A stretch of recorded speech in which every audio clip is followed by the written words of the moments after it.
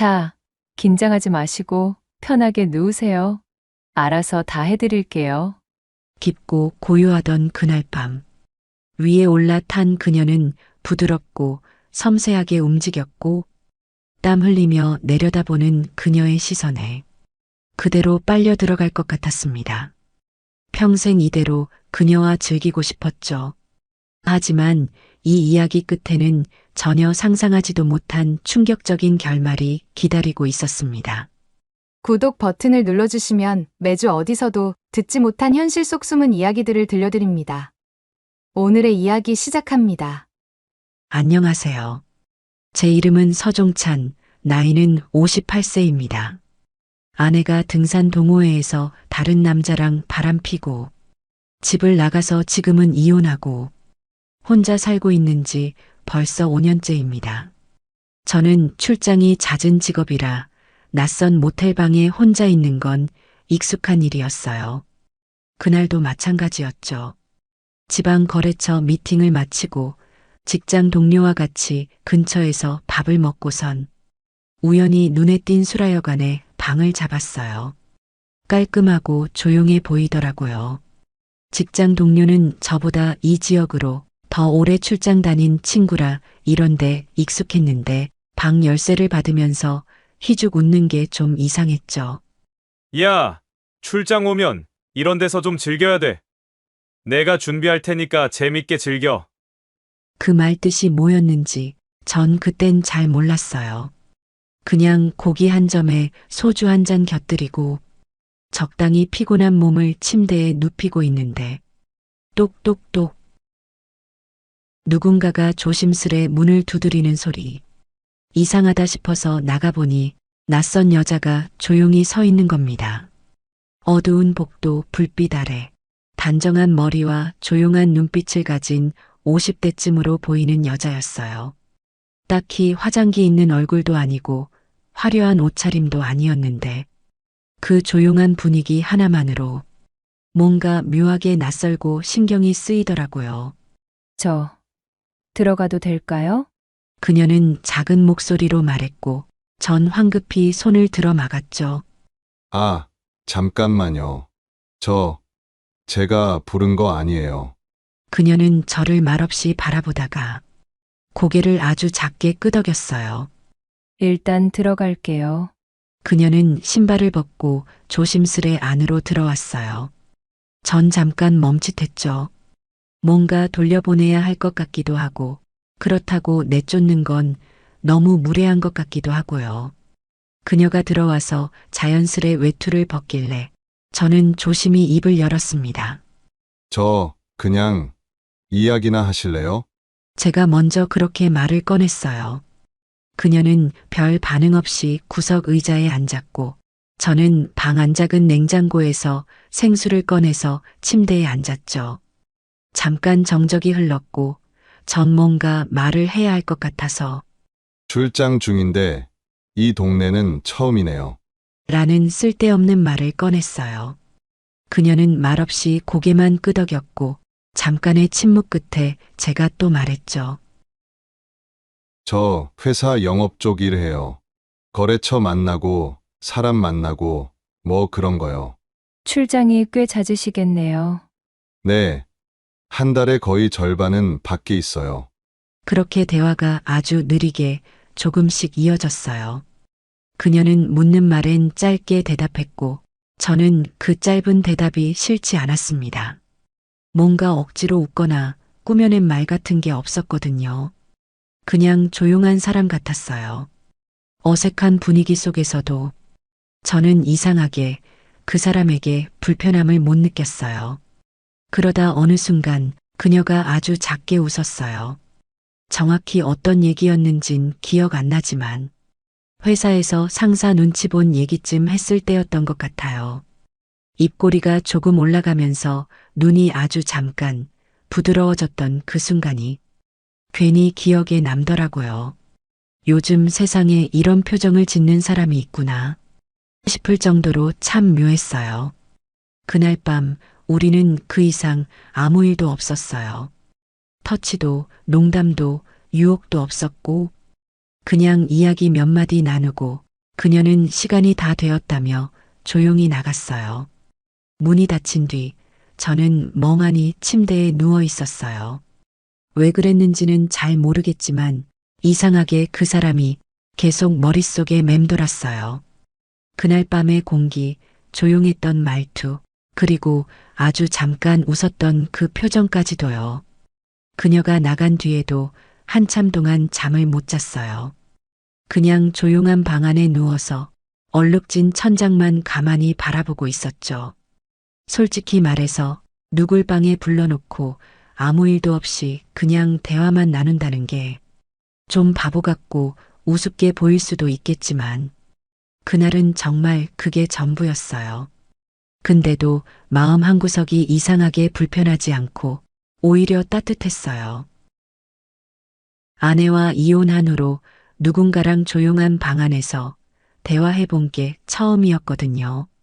비록 별 의미 없는 일상 이야기였지만 속이 가벼워지는 느낌을 느꼈습니다. 그녀가 앉았던 구석진 의자 자리를 자꾸 바라보게 되고 그 사람의 눈빛이 자꾸 생각나더라고요. 무뚝뚝한데 이상하게 슬픈 눈. 요즘 제가 느끼는 그 감정과 매우 닮아 보였어요. 외로움, 공허함. 물론 세상에 힘든 사람 많고 누군가의 아픔에 다 공감할 순 없지만 그녀는 그냥 묻어나는 사람이었어요. 아프다고 말하지 않아도 이 사람 많이 지쳤겠구나 싶은 그런 느낌. 그런데 또 그런 사람이 내 얘기를 가만히 들어주고 있다는 게 묘하게 위로가 됐어요. 무슨 이야기를 나눴는지 정확히 기억은 안 나요. 그냥 서로에 대한 호기심도 없었고 이름도 사는 곳도 아무것도 묻지 않았죠. 근데 이상하게 편했어요. 그 사람의 목소리, 숨 쉬는 속도, 손끝에서 컵을 내려놓을 때 나는 소리조차도 이상하리만치 조용했는데 그 조용함이 참 오래 남았어요. 그날 이후로 며칠이 지나고 다시 출장을 잡게 됐어요. 그 지역 같은 거래처, 그리고 그때 묵었던 그 숙소, 수라여관. 이상하게 처음 대화 나눴던 그 시간이 그리웠어요. 카운터에는 그때 본 할머니가 앉아 계셨어요. 저기 방 하나 주시고 여자 부르고 싶은데 어떻게 해요? 3만 원 더 내고 방에 올라가 계셔. 여자 오면 문 열어주고. 저기 저번에 왔던 여자였으면 좋겠는데요. 누구 말이야? 이름은? 그게 이름은 몰라요. 좀 조용하고 말수 적고 머리 길고. 할머니는 살짝 웃으며 말했어요. 그런 애가 어디 한둘이야? 뭐 일단 비슷한 애로 보내줄게. 그렇게 해서 방에 들어와 기다렸는데요. 잠시 후 들린 노크 소리에 문을 여니 문 앞에 서 있는 여자는 전혀 다른 사람이었습니다. 안녕하세요. 오늘 처음 뵙네요. 머리가 짧고 눈웃음이 또렷한 여자였어요. 인사도 밝고 나이도 그분보다 훨씬 어려 보였죠. 아, 예. 저 죄송한데요. 제가 찾던 분이 아닌 것 같아요. 그녀는 멈칫했죠. 그러다 머리를 기울이며 웃었어요. 오빠 누굴 찾는데? 그게 이름은 모르는데 머리 길고 조용한. 그렇게 말하면 누군지 어떻게 알아? 그녀는 웃으며 저를 지나 방 안으로 들어왔고 저는 그냥 이야기나 하자며 그때처럼 시간을 보냈지만 그녀와 있었던 그 시간만큼 즐겁지 않았어요. 그 후로도 매주 출장이 잡히면 그 수라여관에 방을 잡았고 그녀를 찾았지만 제 방문을 두드리는 여성은 매번 다른 사람이었죠. 저는 매번 그렇게 얘기만 나누다 돌려보냈습니다. 그냥 그 사람이 아니면 다른 누구라도 흥미가 생기지 않더라고요. 그 다음 주 또 출장, 또 수라여관. 이번에도 부탁 좀 드릴게요. 또. 알았어. 방에 올라가 있어봐. 도대체 누굴 찾는 건지 모르겠네. 하지만 그날도 방문을 두드리는 건 그녀가 아닌 다른 여자였습니다. 저는 그녀에게 물었어요. 혹시 같이 일하시는 분 중에 긴 머리에 조용하고 그런 분 아세요? 그녀는 처음엔 대답이 없었고 조금 지나서 담배를 하나 꺼내 물더군요. 지금 사람 불러놓고 이게 뭐 하는 거야? 죄송합니다. 제가 꼭 좀 다시 보고 싶은 분이라. 그녀는 저를 바라보다 재떨이에 담뱃재를 털더니 말했어요. 하, 뭐 또 다른 특징 같은 건. 다른 특징이요? 다른 특징이라면, 어딘가 조금 외로워 보이고 조금 지쳐 보였어요. 그녀는 천천히 생각하는 표정으로 담배 연기를 내뿜더니 고개를 갸우뚱하며 말했어요. 새로운 그 언니 말하는 건가? 예? 3개월 전쯤 새로 들어온 언니 하나 있어. 이름은 모르겠고, 긴 머리에 말 없고, 조용한. 그 다음 주 저는 출장 중 다시 수라여관을 찾았습니다. 또 왔어? 네. 이번에도 부탁드립니다. 야, 이 사람아. 이젠 보내줄 여자도 없어. 들어보니까 그냥 이야기만 하고 돌려보낸다면서 괜히 돈 버리지 말고 더 이상 보내줄 여자도 없으니까 이제 오지 마. 그게 3개월 전쯤에 새로 왔다는 그 분을 찾고 있습니다. 3개월 전에 할머니가 잠시 생각하더니 말했습니다. 아, 일한 지 얼마 안 된 그 여자 말하는구나. 그 여자는 따로 예약이 안 돼. 본인 시간 될 때만 일하거든. 저는 잠시 망설이다 말했습니다. 그럼 한번 연락이라도 해주시면 안 될까요? 할머니는 고개를 끄덕이며 방 열쇠를 건넸고 저는 방에서 앉아 기다리고 있었습니다. 똑똑똑. 몇 분 후 누군가 방문을 두들겼고 저는 떨리는 손으로 방문을 열어보니 그녀가 다시 제 앞에 서 있었습니다. 말없이 저를 지나치고 들어와 그때 그 구석 의자에 앉은 그녀는 저를 바라보며 조용히 말했죠. 왜 자꾸 절 찾으셨어요? 전 그제서야 웃으며 말했어요. 그냥 그날 이후로는 다른 사람이랑 있는 게 재미가 없어서요. 그녀는 고개를 돌렸고 그 뒤에 살짝 아주 작게 입꼬리가 올라갔습니다. 그녀는 조용히 저에게 커피를 한 잔 타주었고 우린 조용한 그 방 한 공간에서 커피를 마시며 이야기했어요. 그날도 별 다른 이야기는 아니었고 그냥 일상 살아가는 이야기. 자주 가는 맛집 식당 메뉴. 주말에 하는 취미 생활. 요즘 구독하고 보고 있는 유튜브 현실사연 채널 이야기. 그녀도 자주 본다며 구독자라고 하더라고요. 그렇게 항상 저만 이야기하고 있었지만 별 이야기가 아닌데도 조용히 들어주며 살며시 웃는 그녀를 보고 있으면 저는 하루의 피로가 눈 녹듯 녹았어요. 그녀는 여전히 말이 없었고 얼굴엔 어떤 깊은 사연이 있는 것처럼 보였죠. 잠시 후 시간이 다 되었다면서 방을 나가던 그녀가 뒤돌며 말했어요. 다음부턴 카운터에 아네모네라고 말하세요. 아내모네요. 그녀는 제 반응에 살짝 웃으며 방을 나갔어요. 저는 그녀가 엘리베이터를 타고 내려갈 때까지 방문 앞에서 지켜봤습니다. 아네모네. 그게 무슨 뜻인지 전혀 몰랐지만 어쩐지 그게 우리 둘 사이를 이어줄 것만 같은 그런 기분이 들었어요.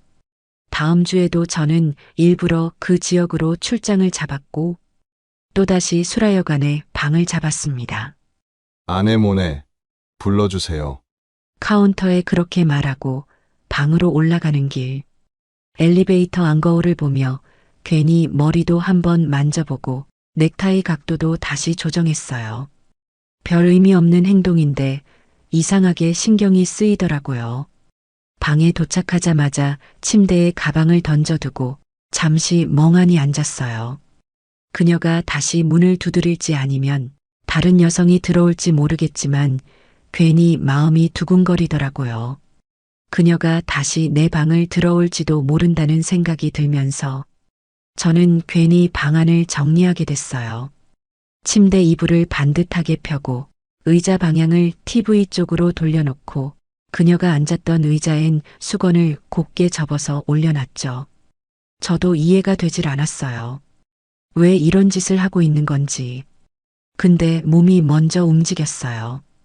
이상하게도 그날 그녀가 앉아있던 그 자리, 머리카락을 귀 뒤로 넘기며 무릎을 가지런히 모으고 앉아있던 그 자세, 작게 숨을 들이마시던 그녀의 모습이 너무 또렷해서 마치 방에 이미 그녀가 있는 것처럼 느껴졌어요.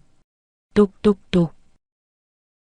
몇 분 후 갑자기 들려오는 노크 소리에 심장이 괜히 쿵 하고 내려앉았습니다. 다급히 문을 열자 그녀였어요. 그날과 똑같은 표정으로 그녀가 서 있었어요. 말없이 눈만 마주쳤고 서로 아무 말 없이 고개만 끄덕였죠. 그녀가 안으로 들어와 의자에 조심스레 앉았고 나는 미리 꺼내둔 물 2병을 테이블 위에 올렸습니다. 또 출장 오셨어요? 그녀가 먼저 입을 열었습니다. 네. 이 근처 거래처가 있어서요. 일주일에 한 번은 오는 편이에요. 네. 무뚝뚝하고 짧은 그녀의 대답. 그 후로 방 안은 어색한 침묵만 흘렀어요. 하지만 그 분위기가 전혀 불편하지 않았죠. 갑자기 그녀가 먼저 입을 열었습니다. 돈 아깝지 않으세요? 뭐가요? 돈 내고 이렇게 이야기만 하는 거요. 그녀의 질문에 난 어색하게 웃었어요. 아니요. 오히려 좋은데요. 이 시간이 전 되게 편하거든요. 그녀는 고개를 살짝 끄덕였고 테이블 위의 생수병을 손끝으로 만졌습니다. 다들 몸만 찾으니까요. 처음엔 좀 이상하게 생각했죠. 무슨 다른 속셈이 있나 하고. 전 그쪽과 그냥 이렇게 앉아서 대화만 나누는 걸로도 충분합니다. 그녀는 내 말에 잠깐 고개를 들고 저를 보더니 아무 말 없이 작게 미소 지었어요. 그 미소를 보는 순간 괜히 다시 말을 걸고 싶었죠. 제가 괜히 불편 드리고 있는 거면 미안해요. 정말 다른 속셈은 없고 이게 좋아서요. 아니에요. 오히려 저도 편하죠. 근데요. 그녀가 조용히 말을 이었어요. 이렇게 다시 보게 될 줄은 몰랐어요. 저도요. 잠깐의 정적. 그녀는 이내 익숙하게 자리에서 몸을 틀어 등받이에 기대었고 나는 미니 냉장고에서 맥주 한 캔을 꺼내들며 말했죠. 맥주 괜찮으세요? 네. 한 모금만요. 컵도 없이 작게 건넨 맥주 캔 하나. 우린 그날도 아무 말 없이 하지만 한층 더 가까운 거리에서 맥주 한 모금씩 나눠 마시며 함께 있는 시간을 보냈어요. 그날 밤 우린 또 아무 일도 없이 대화만 했어요. 정확히는 대화도 많지 않았죠. 그냥 같이 있었어요. 같은 방 안에 같은 공간에 앉아 있다는 사실만으로도 괜찮았어요. 그리고 그게 이상하게도 참 좋았어요. 누군가와 얘기를 많이 하지 않아도 어색하지 않다는 건 이미 그 사람과 어느 정도는 통하고 있다는 증거라 생각해요. 그녀는 여전히 말수가 적었고 무표정에 가까운 얼굴이었지만 어느 순간부턴가 내 말을 끝까지 듣고 고개를 아주 작게 끄덕여주는 게 자연스러워졌어요. 전 사실 요즘 사람 만나는 게 좀 어렵더라고요. 제가 그렇게 말했을 때 그녀는 물었어요. 왜요? 낯가리세요? 낯은 안 가리는데 마음 여는 게 힘들어요. 그녀는 웃지 않았지만 눈을 잠시 감았다가 다시 떴습니다. 그 짧은 행동만으로도 저는 무슨 말을 꺼내야 할지 잊어버릴 정도였어요. 그녀는 아무 말 없이 작은 맥주 캔을 다시 들더니 입을 살짝 떼고 한 모금 마시고는 조용히 내려놓았죠. 요즘도 이런 남자가 있구나 싶네요. 그녀가 그렇게 말했을 때 저는 순간 민망해서 웃었어요. 그게 좋은 뜻은 맞죠? 글쎄요. 처음엔 이상했어요. 이 방에 들어온 순간부터 뭔가 다르다 싶었거든요. 그녀의 목소리는 여전히 차분했지만 그 말 하나에 가슴이 이상하게 두근거리더라고요. 근데요. 그녀가 말을 이었어요. 그쪽이랑 이렇게 앉아 있는 이 시간이 저도 나쁘지 않네요. 그 말에 왜 이렇게 가슴이 설레이고 심장이 뛰었는지 모르겠어요. 그리고 그녀가 그 말 한마디를 먼저 꺼냈다는 것만으로도 그날 밤은 충분히 따뜻했어요. 시간 다 되었네요. 그녀는 조용히 일어나서 옷깃을 정리했어요. 오늘도 잘 쉬고 가세요. 네. 고마워요. 조심히 들어가세요.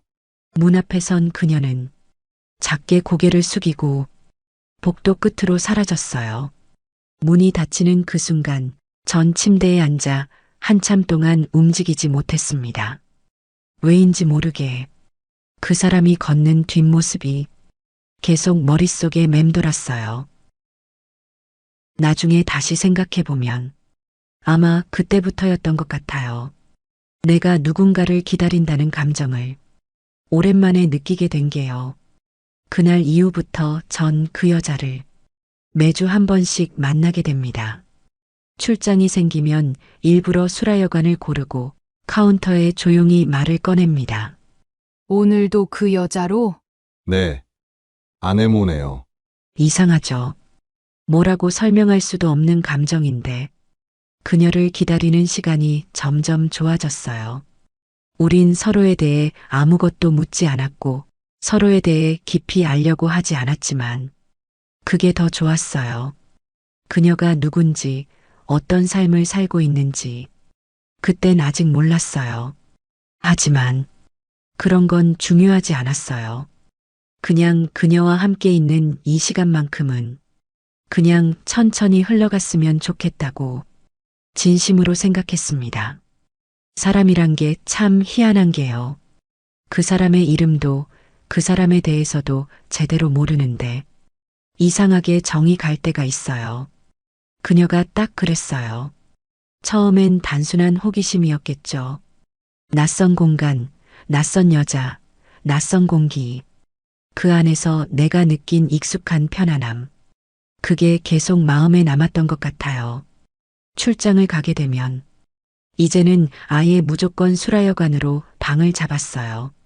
습관이 되어버린 거죠. 혹시 오늘도 볼 수 있을까 하는 그 막연한 기대 때문에요.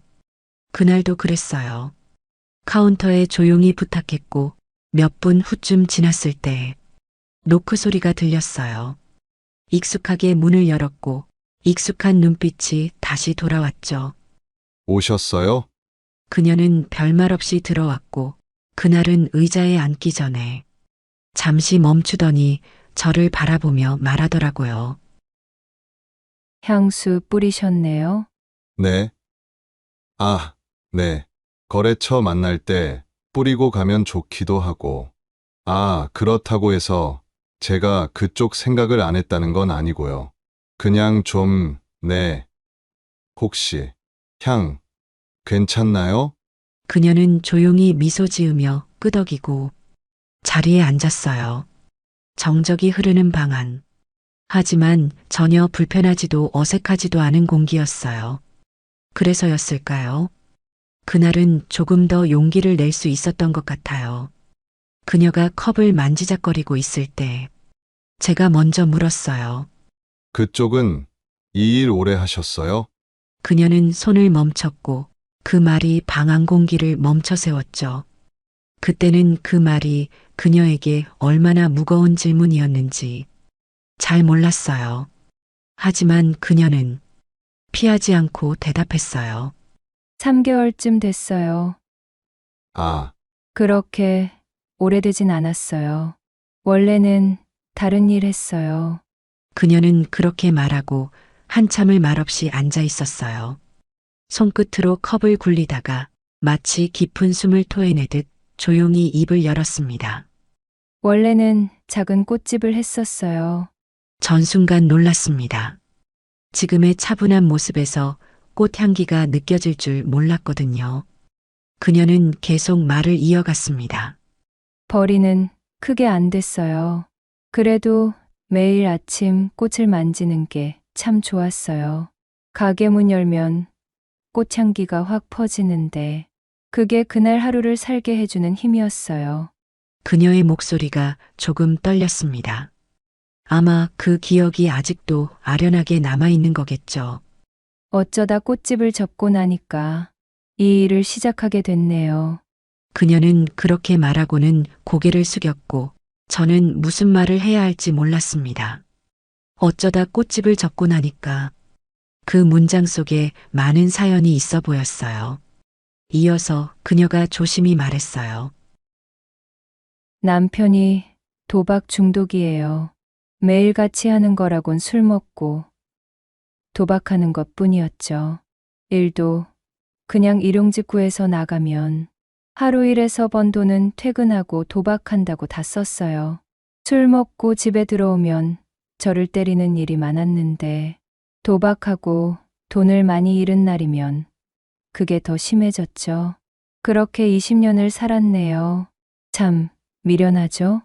저는 한참을 말없이 그녀를 바라봤어요. 어느 날부턴가 점점 제 이름으로 대출을 강요하더니 어느덧 빚이 산더미처럼 불어났어요. 남편은 꽃집을 팔아야 한다고 협박했고 제가 말을 안 들으면 온갖 폭언과 폭행이 따라왔어요. 그녀는 말끝을 흐렸고 그 표정을 보고 있자니 제 가슴이 묵직해졌습니다. 그런 사람을 두고 얼마나 두려웠을까? 그런 삶이 얼마나 숨막혔을까? 생각만 해도 속이 아팠어요. 이 일도 남편이 아는 사람 통해 소개받았다고 큰 돈 벌 수 있다며 강요했고 몇 번 거절했더니 또 때리더라고요. 전 두렵기도 하고 남편 때문에 빚도 쌓였고 크게 할 수 있는 일도 없어서 그렇게 시작하게 됐어요. 바보같이. 결혼 생활 끝내는 건 생각 안 해보셨어요? 그녀는 크게 한숨을 내쉬더니 답했어요.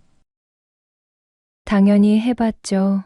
이혼하자고 했을 땐 죽도록 맞았고 병원에 입원까지 했어요. 의사가 어쩌다 다쳤냐고 물어도 저는 그냥 교통사고라고 말했죠. 전 그 사람이 너무 무섭거든요. 한 번은 도망도 쳤어요. 그러자 남편은 제 부모님을 찾아가서 위협을 하고 협박까지 했어요. 전 할 수 있는 게 없어요. 아무것도. 잠시 침묵이 흘렀고 제가 먼저 말했어요. 힘드셨겠어요. 정말 많이요. 그녀는 제 얼굴을 잠깐 바라봤습니다. 그 눈빛이 잊혀지지 않아요. 그녀의 눈동자에는 슬픔과 후회, 그리고 어떤 것에 대한 두려움이 다 섞여 있었거든요. 저는 그 순간 내 이야기도 꺼내고 싶어졌어요. 저는 이혼했어요. 벌써 5년 전이네요. 아내가 주말마다 등산 동호회에 나가더니 거기서 어떤 남자랑 바람이 났거든요. 전 아내한테 따지며 물었어요. 제가 원하는 건 그냥 진심이 담긴 사과 한마디였어요. 전 아내를 진심으로 사랑했고 믿었거든요. 그런데 아내는 사과 한마디 없이 뻔뻔하게 굴더니 집을 나갔어요. 그 일로 많이 무너졌죠. 누굴 믿어야 할지, 어떻게 다시 시작해야 할지 아무것도 모르겠더라고요. 그녀는 말없이 제 얘기를 들었고 저는 괜히 웃으면서 한마디 덧붙였어요. 그래서인지 다른 사람의 상처가 보이면 그냥 안쓰러워요. 그리고 그게 나랑 닮아 보이기도 하고요. 그녀는 아무 말 없이 천천히 고개를 끄덕였습니다. 그날 밤 우리는 서로의 과거를 처음으로 꺼내놓았습니다. 어느새 시간이 꽤 흘러 있었지만 방 안은 더 따뜻해진 것 같았어요. 우리 둘 사이에 흐르는 공기가 조용히 변하고 있었거든요. 그날 이후 그녀의 표정이 조금씩 달라졌어요. 여전히 조용하고 말도 많지 않지만 가끔, 정말 아주 가끔 말끝이 부드러워졌고 눈빛도 덜 딱딱해졌달까요? 그녀가 제게 자기 이야기를 꺼낸 건 그때가 처음이었고 꽤 큰 용기였을 거예요. 그날로부터 며칠 뒤 또 출장이라 수라여관에 묵게 됐고 우린 다시 마주 앉았습니다. 그날은 좀 늦게 만났어요. 밖에서 비가 살짝 내리고 있어서 서늘한 공기가 방 안까지 들어왔고요. 그날 밤 우린 그녀가 했던 꽃집에 대한 이야기, 과거 시간 속 잊혀진 것들에 대해 오랜만에 꺼내놓았어요. 그녀의 꽃집 이름은 향기로운 날이었다고 했어요. 정말 예쁜 이름이네요. 제가 지었어요. 그냥 그날 하루가 향기롭길 바라는 마음으로. 저는 그 말을 듣고 괜히 가슴이 먹먹해졌어요. 이런 따뜻한 마음을 가진 사람이 이렇게 지독한 시간을 버티고 있구나 싶어서요. 그녀가 꽃집 문을 닫고 이 일을 하기까지 얼마나 많은 걸 포기했을지 감히 상상도 안 됐습니다. 그녀가 그날 테이블 위에 손을 얹고 말했어요. 어쩌다 보니 저도 요즘 이 시간이 기다려지더라고요. 뭐랄까, 이렇게 있는 이 순간만큼은 그냥 아무 생각도, 걱정도 안 들어요. 그 말에 전 아무 말도 못했어요. 그저 조용히 그녀가 내려다보는 그 손 위에 제 손을 올렸습니다.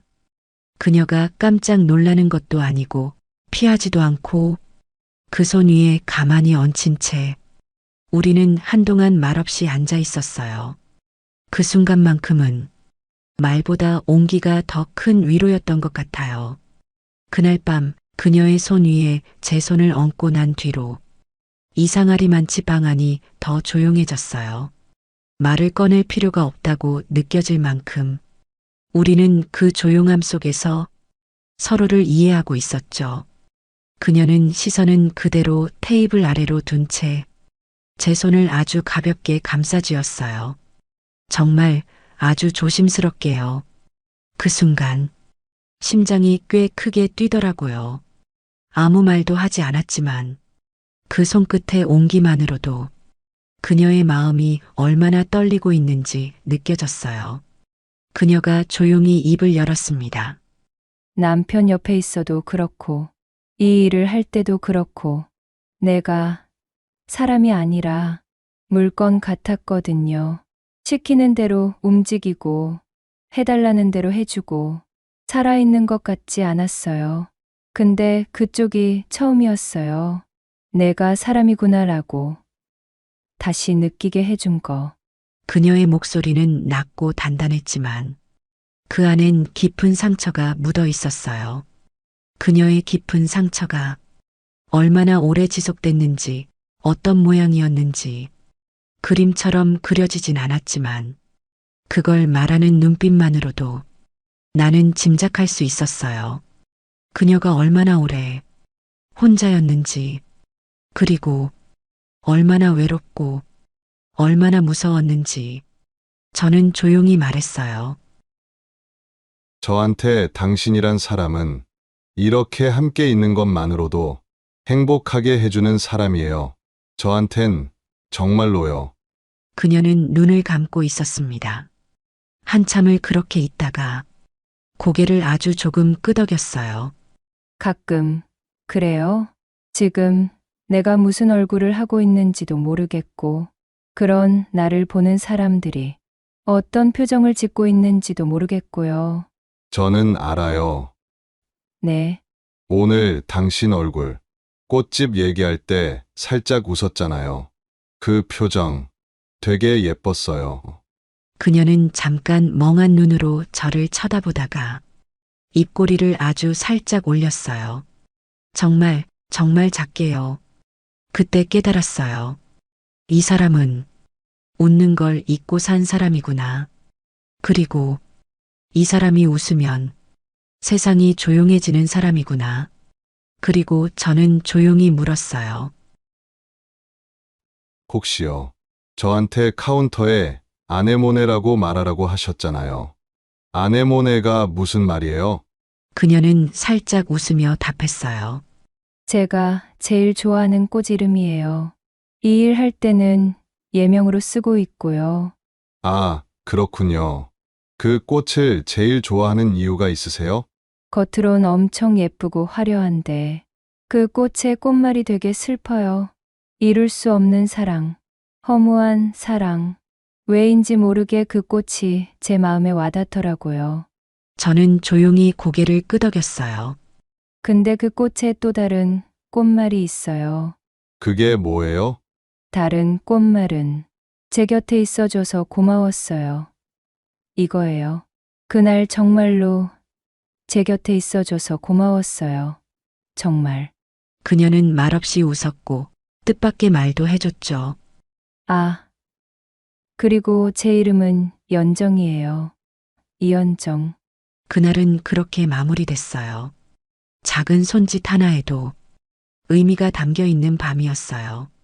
그녀의 상처는 여전히 깊었지만 조금씩 다시 사람이 되어가고 있다는 느낌이 들었어요.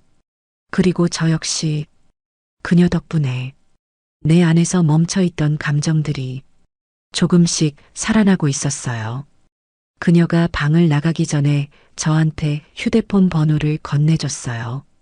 이제부터는 카운터에 부탁하지 마시고 저한테 직접 전화하세요.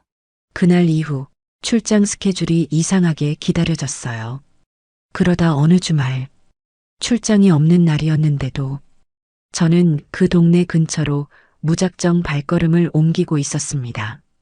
스스로도 좀 의아했죠. 내가 지금 뭐 하는 거지? 이렇게까지 해서 뭐가 달라지나? 근데 이상하게도 그녀가 너무 보고 싶었어요. 휴대폰을 들고 한참을 망설이다가 연정 씨라고 저장되어 있는 번호로 들어가 용기 내서 전화를 걸었습니다. 혹시 시간 좀 괜찮으세요? 평소보다 시간이 이르네요. 금방 수라여관으로 갈게요. 아니요. 그게 아니라 커피 한 잔 하면 어떨까 해서요. 그녀는 잠시 머뭇거리다 네. 그렇게 해요. 여관 근처에 있는 디오르 커피숍에서 봐요. 라고 답했습니다. 커피숍에 도착하고 5분쯤 지났을까요? 카페 입구에 그녀가 들어왔는데 선글라스를 쓰고 있었어요. 실내인데도요. 처음엔 이상하다 싶었죠. 근데 앉아서 인사하려는 순간 그녀가 선글라스를 벗었고 그제야 보였어요. 왼쪽 눈가 붉게 번진 멍 자국이 한순간 머릿속이 하얘졌습니다. 누가 그 인간이에요. 그녀는 말없이 고개를 숙였어요. 그리고 그녀의 어깨가 살짝 떨렸어요. 매번 그래요. 어디서 술 퍼마시고 와서 집 구석에 돈이 없냐고 화내다가 그렇게 그냥 그녀는 더 이상 말을 잇지 못했어요. 손등에 놓인 손이 작게 떨리고 있었습니다. 제가 말했습니다. 이혼하세요. 당장 그 사람하고 끝내요. 이대로는 안 돼요. 그녀는 고개를 절레절레 저었습니다. 그 사람 진짜 저 죽일지도 몰라요. 그 말이 너무 무서웠어요. 그 남자가 무서웠던 게 아니라 그녀가 지금까지 어떤 폭력을 당해왔는지를 그 한마디로 다 느낄 수 있어서요. 왜 버티세요? 왜 그렇게까지 참고 계세요? 무서워요. 정말로요. 이혼하자고 했다가 그 사람이 칼이라도 들면 저 혼자서 뭐 어떻게 하겠어요? 그녀의 눈가엔 눈물이 고였어요. 저는 그 말을 들으면서도 어떻게든 도와주고 싶다는 생각뿐이었어요. 지금 당장 뭘 해야 할지도 모르겠고 무슨 말을 해줘야 하는지도 모르겠지만 단 하나 그녀를 이대로 내버려 둘 수는 없겠더라고요. 왜 혼자라고 생각하세요? 제가 있잖아요. 연정 씨, 제가 당신 옆에 있을게요. 그녀는 고개를 들었고 그 눈빛이 너무 아프게 다가왔어요. 그녀가 처음으로 말없이 제 손을 잡았습니다. 작고 가늘고 아주 떨리는 손이었어요. 하지만 그 순간만큼은 그 손에 확실한 의지가 느껴졌어요. 그날 저녁, 해가 지고 나서 그녀와 함께 조용한 골목 끝 포장마차에 앉았습니다. 허름한 천막 아래 하얀 전등 불빛 하나, 식어가는 어묵 국물과 소주 한 병. 우린 말없이 잔을 들고 서로의 얼굴을 한 번씩 바라봤다가 고개를 떨구곤 했어요. 그녀의 얼굴에 난멍은 포장마차 조명 아래서 더 짙어 보였고 그걸 마주하는 제가 괜히 더 미안하고 안쓰럽고 그랬어요. 우린 서로의 잔에 소주를 따르고 잔을 가볍게 부딪힌 뒤 한 모금 마셨습니다. 그녀는 볼이 조금씩 붉게 물들어갔어요. 지금 이 평온함 언제라도 무너질까봐 좀 무서워요. 이렇게 웃고 있다가도 현실이 다시 저를 마주할까봐. 그 말이 제 가슴을 꽉 쥐어왔어요. 그녀가 지금 느끼고 있는 작은 따뜻함조차 쉽게 믿지 못하고 있다는 걸 너무도 뚜렷하게 보여주는 말이었거든요. 연정 씨, 지금 평온하다고 느끼는 이것도 현실이에요. 그리고 앞으로 혼자 무너지게 놔두지 않을게요. 당신이 지금 다시 웃는 그 미소가 절대로 헛되지 않도록 제가 옆에 있을게요. 그녀는 조용히 눈을 감고 한참을 말이 없었어요. 제가 가볍게 소주 한 잔을 마시자 그녀가 말했어요. 종찬 씨, 오늘 밤 저와 함께 있어 주실래요? 그리고 그날 밤 우린 근처 모텔방으로 향했습니다. 내내 한 걸음 거리로 걷던 그녀가 모텔 문 앞에서 멈춰 섰을 때 전 아무 말 없이 조심스럽게 손을 내밀었어요. 그녀는 그 손을 잠시 바라보다가 아주 천천히 잡았습니다. 방 안은 조용했고 그녀는 침대 가장자리에 앉아 고개를 숙인 채 말했습니다. 이런 나 괜찮으세요? 그 말에 저는 주저하지 않았어요. 그게 무슨 말이에요? 당신이 어떤 일을 하고 있든 지금의 당신은 존재 자체만으로도 저를 웃게 해주는 그런 따뜻한 사람이에요. 그녀는 그 말을 듣고 입술을 떨며 조용히 눈물을 흘렸어요. 처음이었어요. 그녀가 그렇게 울음을 참지 않고 마음을 드러낸 건. 그리고 그 밤 우린 서로를 감싸 안았습니다. 욕망이 앞서서도 아니었고 외로워서도 아니었어요. 그저 한 사람의 체온으로 또 한 사람의 상처를 덮어주는 그런 밤이었어요.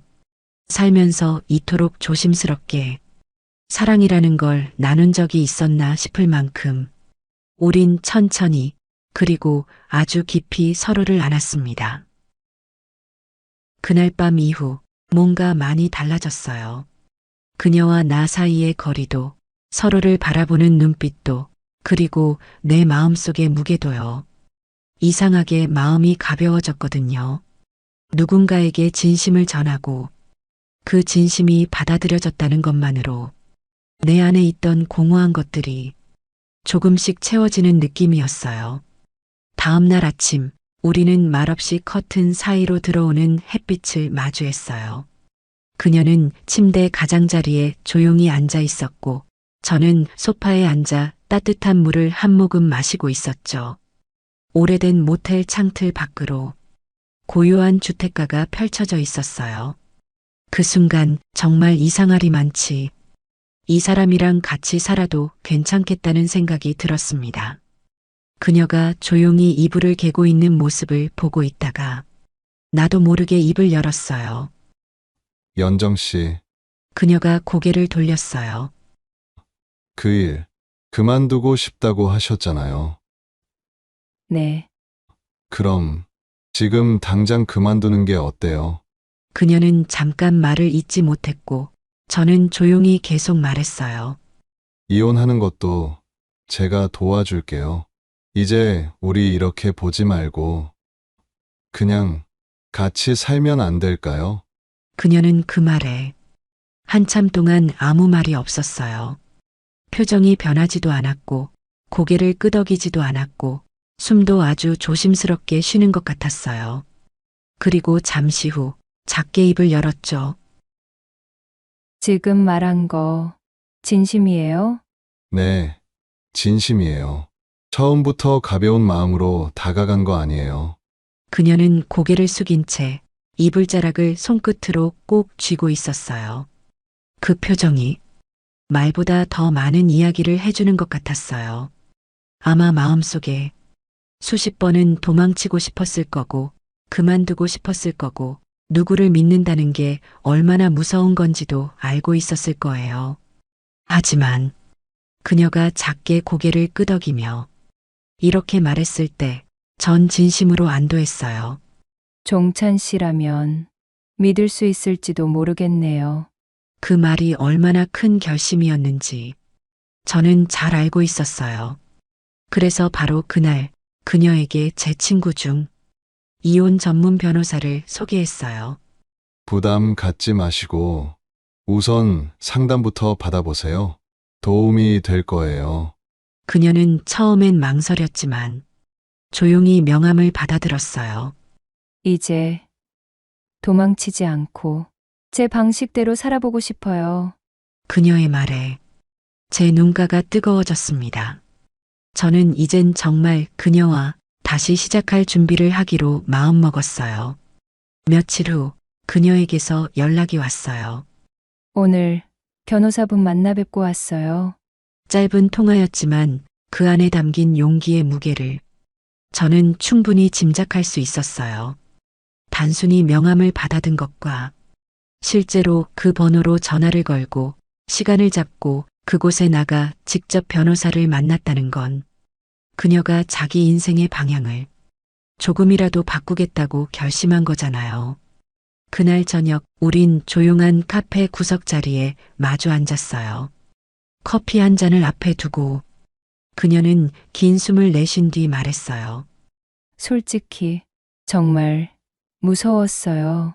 변호사 사무실 문 열고 들어갈 때도 앉아서 변호사님 말 듣기만 하는데도 심장이 자꾸 덜컥거리는 것 같았어요. 저는 말없이 고개를 끄덕였어요. 그녀는 이어서 말했어요. 그런데 생각보다 크게 두렵진 않았어요. 이젠 혼자가 아니라는 생각이 들었거든요. 그녀가 그런 말을 꺼낼 수 있게 됐다는 것 자체가 정말 큰 변화였어요. 예전에 그녀였다면 이혼이란 단어만 꺼내도 숨이 가빠졌을 텐데 말이죠. 문제는 그 사람 반응이겠죠. 그녀가 말끝을 흐렸고 전 조용히 그녀의 손을 잡았습니다. 그 사람한테 맡기지 마세요. 당신 인생은 당신 거예요. 절대 그 사람이 망가뜨리게 두지 말아요. 그녀는 제 손을 꼭 쥐며 눈을 맞췄어요. 고마워요. 진짜로. 그날 이후 우린 매일 연락을 주고받았어요. 간단한 문자 한 줄. 잘 잤어요? 오늘은 날씨 좋네요. 점심 챙기셨어요? 그 짧은 인사들이 서로에게 얼마나 큰 위안이 되는지 우린 잘 알고 있었어요. 그리고 일주일쯤 지난 어느 날 아침 그녀에게서 전화가 왔어요. 저 내일 집 정리할 거예요. 마지막이 될지도 몰라요. 같이 갈까요? 아니요. 이건 저 혼자 가는 게 맞아요. 그녀는 그날 혼자서 그 집으로 갔고 다음 날 오후 늦게 단 한 줄의 메시지를 남겼습니다. 끝났어요. 그 말 하나에 숨이 멎는 줄 알았어요. 안도, 걱정, 이루 말할 수 없는 감정이 한꺼번에 밀려왔습니다. 끝났다는 말이 이토록 간단하고도 무거운 표현일 줄 몰랐어요. 그녀가 드디어 그 지긋지긋한 지옥 같은 삶의 문을 닫았다는 것. 그리고 이제 다시 살기 위해 문을 열 준비를 한다는 것. 그날 밤 저는 가만히 휴대폰을 손에 쥐고 침대에 누운 채 오래도록 그녀의 마지막 메시지를 바라보고 있었습니다. 이제 진짜 시작이겠죠. 그녀에게서 끝났어요라는 문자를 받은 날 밤 잠이 오지 않았습니다. 눈을 감아도 그 말이 머릿속에 계속 맴돌았어요. 끝났어요. 그 짧은 문장이 그녀에겐 얼마나 긴 싸움의 결과였을까, 또 얼마나 무섭고 고된 과정이었을까. 생각하면 생각할수록 가슴이 먹먹해졌어요. 하지만 그와 동시에 한 가지 확신이 들었습니다. 이제 내가 이 사람 옆에 있어도 되겠구나. 그 전까진 조심스러웠어요. 혹시라도 그녀에게 짐이 될까, 내가 괜한 감정으로 접근한 건 아닐까. 그런데 이젠 그녀가 자기 인생을 걸고 문 하나를 닫아냈잖아요. 그렇다면 이제 내가 문 하나를 열 차례라는 생각이 들었어요. 그래서 그 다음 날 아침 저는 회사에 사직서를 꺼냈습니다. 오래 다닌 회사였고 이직을 알아보지도 않았지만 그런 건 중요하지 않았어요. 이제 나는 매일 출장을 뛰고 사람들 사이에서 눈치 보고 성과에 쫓기는 그런 삶보다 한 사람 옆에서 조용히 같이 숨 쉬고 같이 밥 먹고 같이 늙어갈 수 있는 삶을 살고 싶었거든요. 그녀에게 전화를 걸었습니다. 저 사직서 냈어요. 네. 왜요? 그냥 이제는 당신 옆에 있고 싶어서요. 이제 도망칠 이유도 없고 숨을 이유도 없으니까요. 그녀는 한참 말이 없었어요. 숨소리만 들리다가 작게, 아주 작게 대답했습니다. 저 때문에 그렇게까지 안 하셔도 되는데. 그렇게라도 하고 싶었어요. 지금 당신이 내 옆에 있는 거, 이 순간을 놓치고 싶지 않아서요. 그리고 제가 말했어요. 우리 제주로 가요. 제주요? 네. 조용하고 바람 좋은 동네, 작은 집 하나 구해서 우리 둘이서 다시 시작해요. 그녀는 또 말이 없었습니다. 하지만 그건 거절의 침묵이 아니었어요. 망설임 속에 담긴 기대 같은 조심스럽지만 미약한 설렘 같은 침묵이었죠. 종찬 씨, 진짜 괜찮겠어요? 연정 씨와 함께라면 저는 뭐든 괜찮습니다. 그녀는 그제야 작게 웃었고 저는 그 웃음을 들으며 생각했어요. 이 사람의 웃음이 내 하루의 시작이 되면 좋겠다. 그날 밤 저는 인터넷으로 제주도의 집을 찾아보기 시작했습니다. 복잡한 동네는 피하고 작은 텃밭이 있는 단층집 위주로 창문이 넓고 바람이 잘 드는 집이면 좋겠고 이름도 모르는 동네 지도 위에 마우스를 움직이며 미소를 지었어요. 우리 둘만의 미래를 만들어가는 거니까요. 며칠 뒤 우린 함께 제주도로 향했고 곧장 부동산을 찾아가 제주도 집을 계약했습니다. 오래된 단층집 하나, 작은 앞마당엔 귤나무 몇 그루가 있고 부엌 창문은 남쪽으로 나 있어서 햇살이 하루 종일 쏟아지는 구조. 그녀는 현관문 앞에 서서 오래된 나무 문을 천천히 열어보더니 말없이 웃었습니다. 이 집 너무 마음에 드네요. 무섭지 않아요? 여기선 그냥 숨이 편하게 쉬어져요. 짐을 정리하고 오래된 싱크대를 함께 닫고 지나가는 바람에 커튼이 살짝 흔들릴 때마다 그녀는 말없이 커튼 자락을 매만졌습니다. 저 꽃 다시 키우고 싶어요. 이제 다시 향기 나는 날들 만들고 싶어서요. 좋죠. 이젠 다시 마음껏 키워요. 지금 이 집은 당신이 다시 살아갈 공간이니까요. 그녀는 조용히 고개를 끄덕였고 우리는 거실 한가운데에 처음으로 둘만의 테이블을 놓았습니다. 그 위에 꽃 한 송이를 꽂은 투명한 유리병이 있었어요. 정확히 어떤 꽃인진 몰랐지만 그 향만큼은 분명했어요. 아주 오래전 그녀가 꽃집을 열며 하루하루가 향기롭길 바랐던 그 마음 그대로 어느덧 제주에 내려온 지 일주일이 지났습니다. 서울에서의 바쁘고 삭막했던 일상과는 달리 이곳의 하루는 참 느리게 흘러가더라고요. 아침이면 귤나무에 앉은 새소리에 눈을 뜨고 낮은 바람 따라 흔들리는 커튼을 바라보며 커피 한 잔을 천천히 마시는 시간. 그녀도 이제 조금씩 익숙해진 표정이었어요. 집 근처 마을 골목길을 함께 걷다가 우연히 비어있는 오래된 상가 하나를 발견했을 때 그녀가 말했죠. 저기, 저 공간에서 카페 하면 어떨까요? 저 예전에 아는 언니가 하는 카페에서 몇 년 일해 본 적이 있어서 커피 기계 다룰 줄도 알아요. 전 정말 깜짝 놀랐어요. 그녀가 먼저 그런 제안을 할 줄 몰랐거든요. 우린 그날 바로 건물주와 통화하였고 다음날 만나서 바로 계약을 진행했어요. 원래 살던 집의 전세금과 퇴직금, 그리고 그녀가 가지고 있던 돈에서 대출까지 합쳤죠. 가게 안은 낡았지만 햇살이 정말 예쁘게 들어오는 구조였고 주방 쪽은 작지만 손보기 좋게 돼 있었어요. 그녀는 도면을 받아보며 조심스럽게 말했어요. 테이블은 4개만 놓을래요. 복잡한 카페보단 그냥 조용히 커피 한 잔 마실 수 있는 곳이면 좋겠어요. 우린 벽지부터 조명, 테이블 색상까지 하나하나 손으로 고르기 시작했어요. 작업이 끝나고 저녁이 되면 그녀는 빗자루를 들고 낡은 바닥을 몇 번이고 닦았고 전 커피 머신 매뉴얼을 몇 번씩 다시 읽었어요. 처음 해보는 일이지만 서툴러도 괜찮았어요.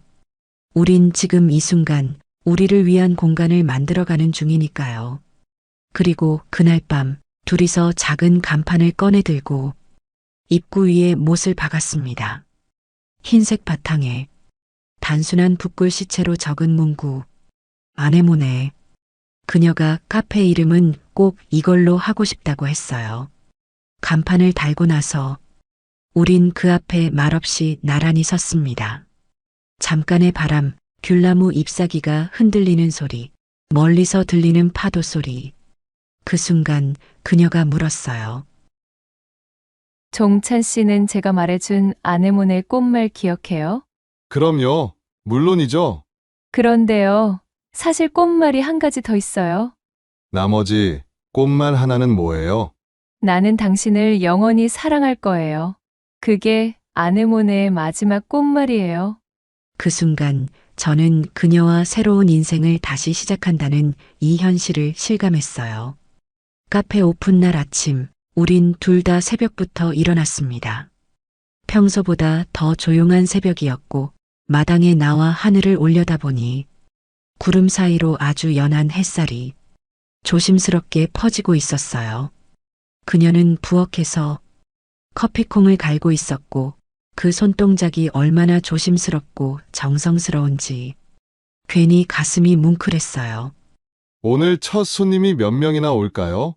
제가 묻자 그녀는 커피콩을 덜어내면서 말했죠. 솔직히 한 명도 안 와도 괜찮아요. 이 공간이 열렸다는 것 자체가 저한테는 의미 있는 일이라서요. 그리고 오전 10시쯤 첫 손님이 들어왔어요. 근처에 사는 듯한 머리 희끗한 아주머니 두 분이었는데 천천히 자리에 앉으셨어요. 그녀는 긴장한 얼굴로 주방 쪽에서 커피를 내렸고 손이 약간 떨리는 게 느껴졌어요. 하지만 그 손끝엔 분명히 진심이 있었어요. 커피를 건넬 때 그녀는 조용히 인사를 했어요. 맛있게 드시고 좋은 시간 보내세요. 아주머니 한 분이 한 모금 마시고 나서 살짝 웃으며 말했죠. 참 좋네요. 맛도 그렇고 분위기도 그렇고. 그날 하루 세 팀이 더 들어왔고 어떤 분은 창가 자리에 앉아 책을 읽다 가셨고 어떤 분은 커피 2잔을 혼자 마시고 조용히 나가셨어요. 특별할 건 없었지만 모든 순간이 따뜻했고 모든 손님이 조용히 고개를 숙이고 나갈 때 우린 둘이 마주보며 말없이 고개를 끄덕였어요. 영업이 끝나고 가게 문을 닫으며 그녀가 말했어요. 예전엔요, 꽃집에서 일하면서 향기만 기억에 남았는데, 오늘은 사람 얼굴도 같이 남네요. 전 커피 기계를 닦으며 말했어요. 이제 시작이에요. 내일은 더 향기로운 하루가 될지도 몰라요. 그녀는 조용히 고개를 끄덕이며 창밖으로 스며드는 저녁 햇살을 바라봤습니다. 그 장면 아마도 평생 잊지 못할 거예요. 우리 둘만의 진짜 첫 하루였거든요. 그렇게 우린 제주도에 내려온 지 한 달이 넘었어요. 이젠 매일 아침 그녀보다 먼저 일어나 커피를 내리는 게 습관이 됐고 그녀는 창문을 열면서 먼 바다를 한번 보고 식탁에 앉는 순서로 하루를 시작해요. 참 신기하죠.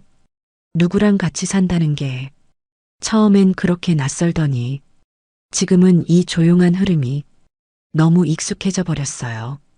카페도 자리를 조금씩 잡아가고 있어요.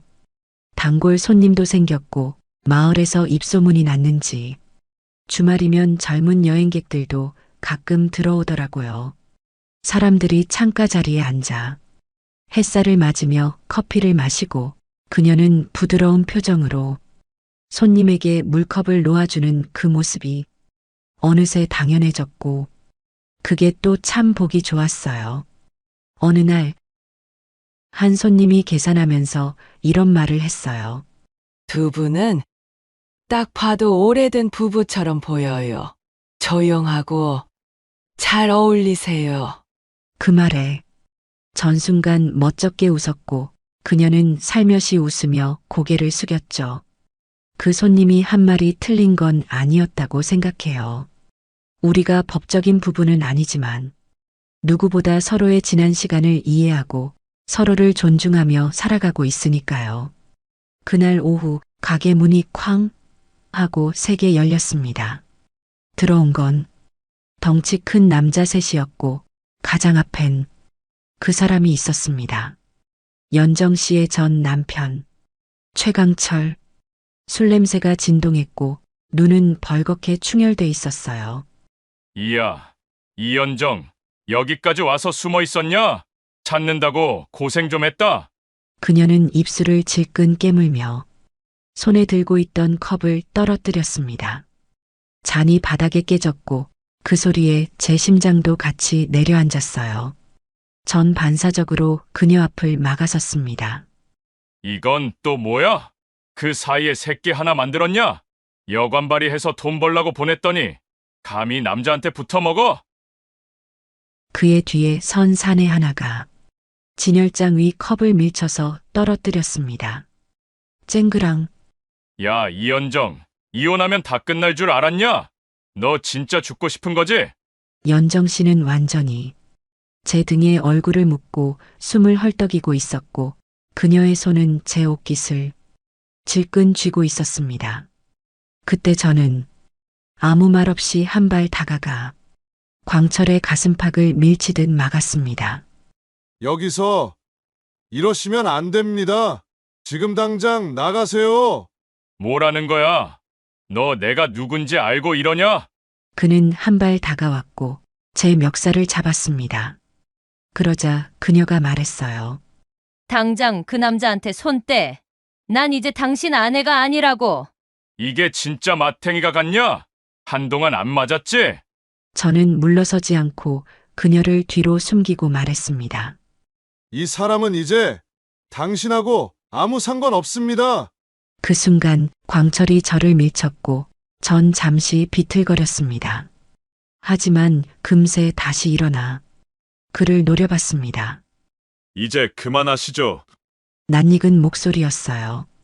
안쪽 테이블에 앉아있던 그 조용한 청년이 의자를 밀고 일어났습니다. 그리고 바지 주머니에서 신분증을 꺼내 그들에게 들이밀었죠. 경찰 공무원증. 저는 휴가 중인 강력 3팀 형사입니다. 지금 이 자리에서 위협적인 언행을 계속하시면 폭력행위 등 처벌에 관한 법률로 현행범 체포하겠습니다. 광철은 그 말에 잠시 얼어붙었고 뒤에 서 있던 사내 하나가 당황한 듯 말했습니다. 뭐야? 진짜 경찰이야? 진짜인지 아닌지 당장 체포당해서 조사받아 볼래요? 광철은 씹는 듯한 눈빛으로 연정 씨를 노려봤지만 종차는 그녀의 손을 꽉 잡고 옆에 서 있었습니다. 이연정, 이걸로 끝난 줄 알지 마라. 그는 그렇게 말하고 뒤에 있던 남자들과 문을 쾅 닫으며 나갔고 카페 안은 한동안 정적이었습니다. 형사는 천천히 신분증을 집어넣고 종찬을 한번 슬쩍 보더니 연정 씨에게 고개를 끄덕이며 말했어요. 여기 제 명함입니다. 카페 주변은 순찰 구역으로 추가해두겠습니다. 저도 이 근처 경찰서에 있으니까 혹시 또 나타나면 연락 주세요. 그 말에 연정 씨는 눈물을 참으려 입술을 깨물었고 전 그녀 손을 꼭 잡았습니다. 이젠 혼자 아니에요. 절 믿어요. 카페 문을 닫고 집으로 돌아가는 길. 마을 언덕길에서 그녀가 갑자기 발걸음을 멈췄어요. 그녀는 뒤를 돌아 서쪽 하늘을 가리켰어요. 노을 참 예쁘네요. 그 노을은 정말이지 말도 안 되게 붉었어요. 귤나무 너머로 번지는 빛깔이 마치 한동안 굳게 닫혀있던 마음을 조용히 덮어주는 것처럼 따뜻했죠. 당신 덕분에 이젠 정말 하루하루가 두렵지 않아졌어요. 아깐 정말 고마웠어요. 그녀가 그렇게 말했을 때 전 아무 말도 하지 못했어요. 그냥 그녀 손을 살며시 잡았어요. 그 손엔 이제 떨림이 없었어요. 살아있다는 감각, 누군가와 함께 있는 감정, 그리고 앞으로를 기대해도 좋겠다는 아주 작고 조용한 용기. 그날 밤 우린 둘 다 불도 켜지 않은 채 거실 소파에 나란히 앉아 귤을 까먹었어요. TV도 안 켜고 음악도 없이 그냥 둘이 나란히 앉아있는 그 시간이 참 편했어요. 이젠 말없이 있어도 괜찮은 사이가 된 거죠. 그녀의 어깨에 제 머리를 살짝 기댔습니다. 그녀는 고개를 돌려 저를 바라보다가 조용히, 아주 조용히 웃었어요. 그 웃음에 전 다시 한번 확신했어요. 이 사람과 함께하는 이 순간이 참 좋다고요. 그녀는 한참 뜸을 들이다가 말했어요. 저 요즘은 매일 밤마다 내일이 오는 게 기다려져요. 그 말에 전 아무 말도 못했습니다. 그녀가 그런 말을 할 수 있게 됐다는 사실에 그저 가슴이 벅차서요.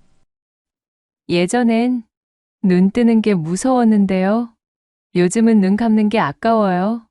전 조용히 그녀 손을 잡았습니다.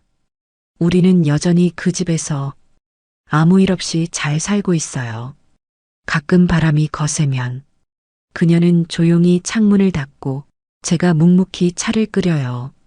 그리고 나란히 앉아 창밖을 보며 차를 마시죠.